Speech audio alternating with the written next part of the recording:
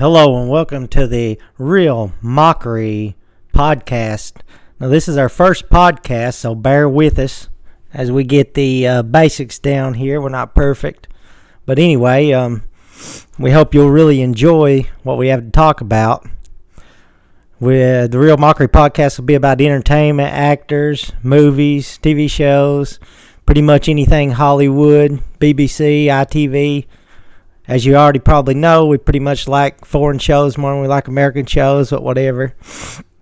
So let's start out today with The Bodyguard.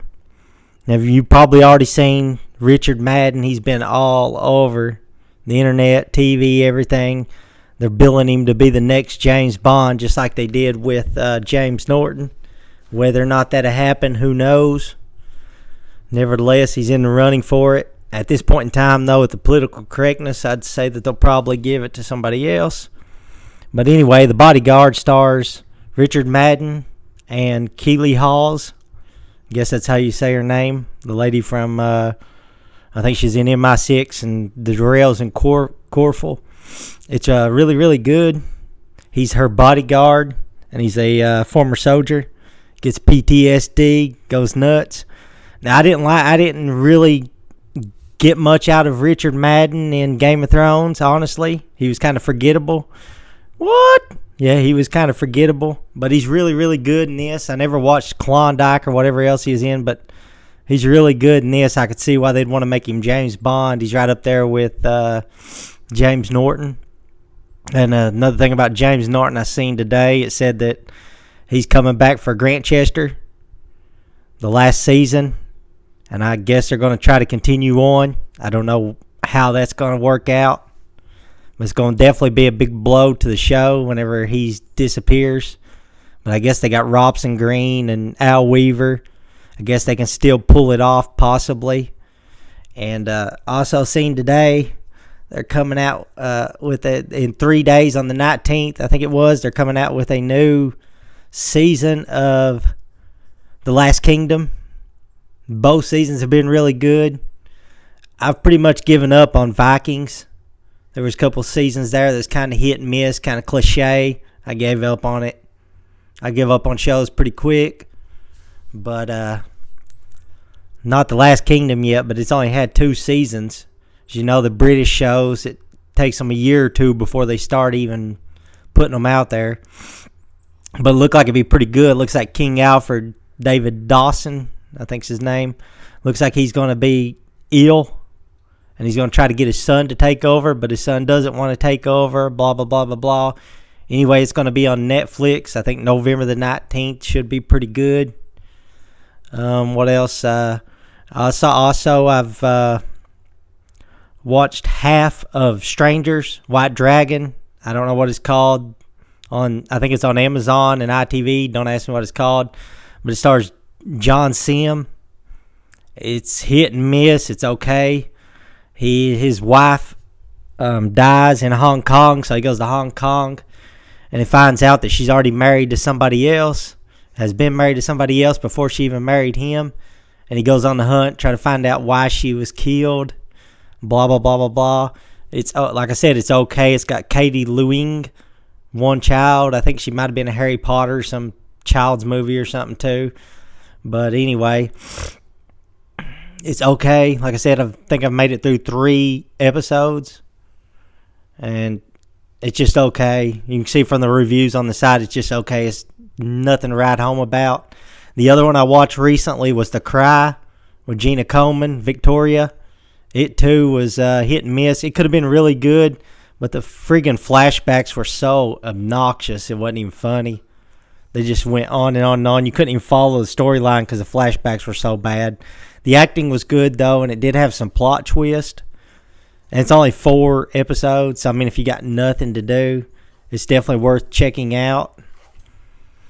I'd probably give it a 6.5 out of 10 or possibly a 7 because the acting is so good.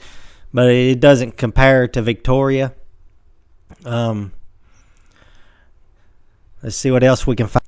Also this week, I seen that I guess they're filming Peaky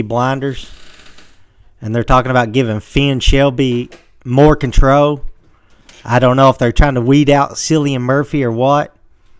But it also said that they're thinking about making a movie, a Peaky Blinders movie.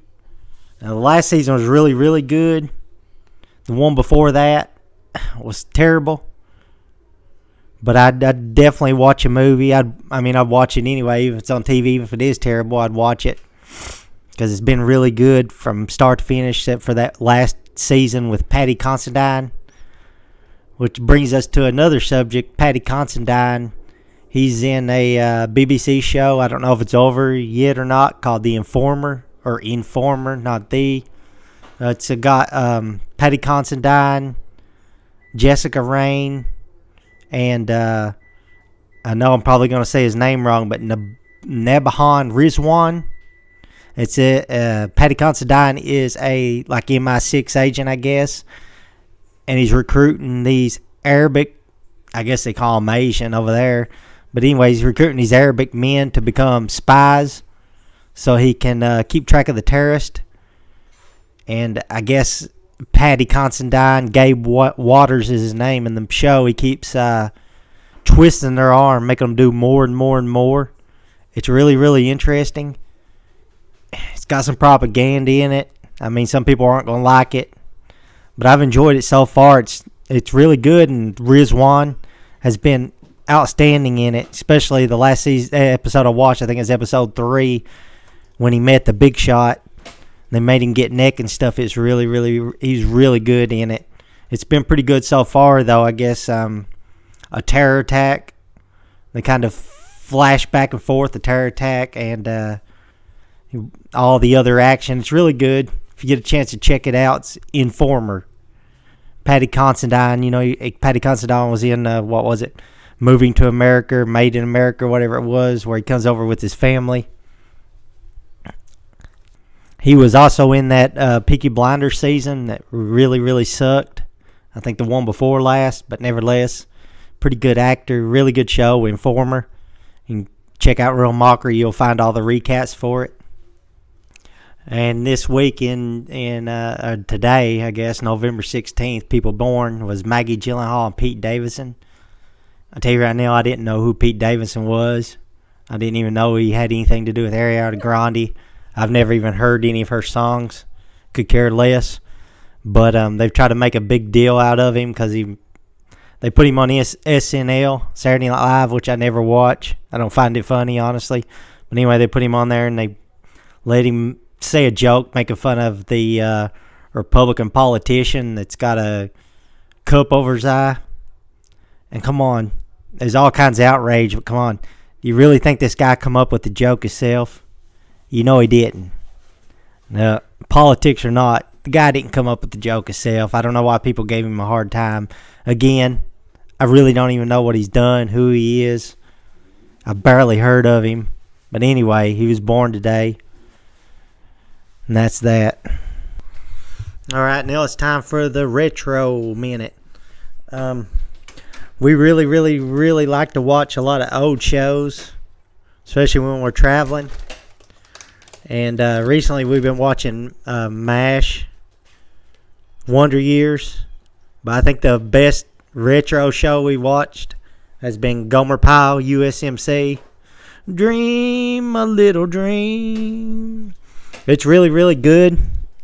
I really think I like it better than Andy Griffith. I don't know why. The Andy Griffith is good, but it's really not as funny. Anyway, Gomer Pyle, USMC, it stars Jim Nabors and Frank Sutton.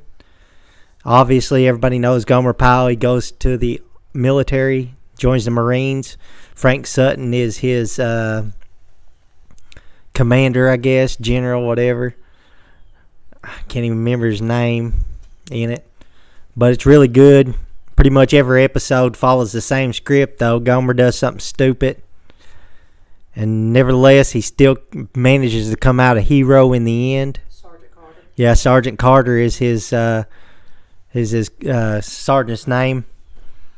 And it stars all kinds of other actors, like William Christopher, who plays Father McCahey in MASH. It's also got the other guy that is in Hello World.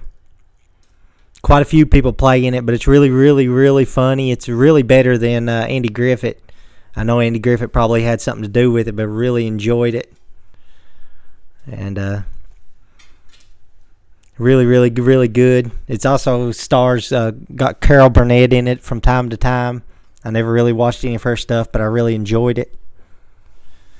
But I guess that'll be the end of it for this time. Like I said, we're just trying to get the podcast started.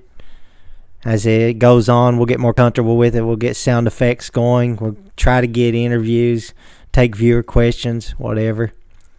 But that's it for now.